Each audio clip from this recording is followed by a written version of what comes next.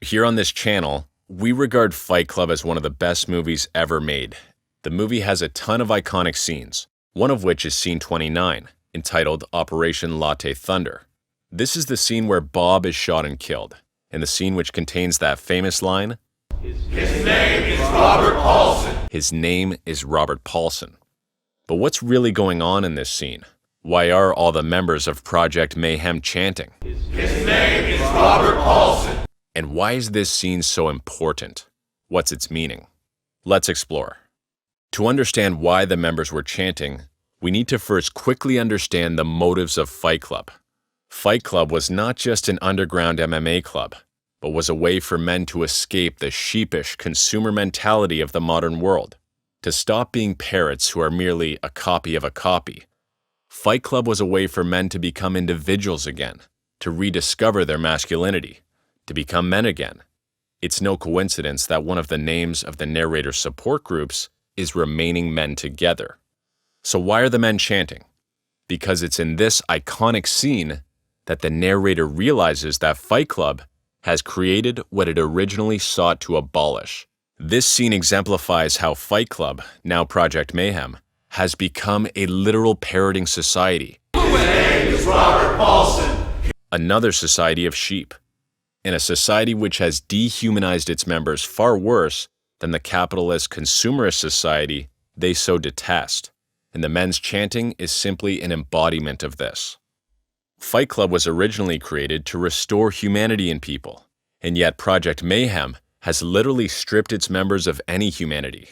You are not special. You are not a beautiful or unique snowflake. In Project Mayhem, we have no names. The members of Project Mayhem have become sacrificial drones. Like a monkey ready to be shot into space. Space monkey. Ready to sacrifice himself for the greater good. Bob was the first to die. Tyler justifies Bob's death with a euphemism. You want to make an omelet, you gotta break some eggs. But to the narrator, Bob wasn't an egg. He was a human being with a name. His name is Robert Paulson. He's an individual. He is a beautiful and unique snowflake. But in Project Mayhem, there's literally not a speck of humanity left. So when the narrator tries to explain Bob's humanity to the members, all he gets is the dehumanized parrot droid response that he and Tyler have cultivated. Through the narrator's words and actions in this scene, Fight Club points out a very stark reality, which is that no matter how much humans like to classify and group things together, everyone is an individual. Any group even is merely a culmination of individuals, all of whom have their own unique story and experiences. When we forget this notion, when we dehumanize and classify people and treat human beings like sheep, people can do terrible things to each other. But here's the catch.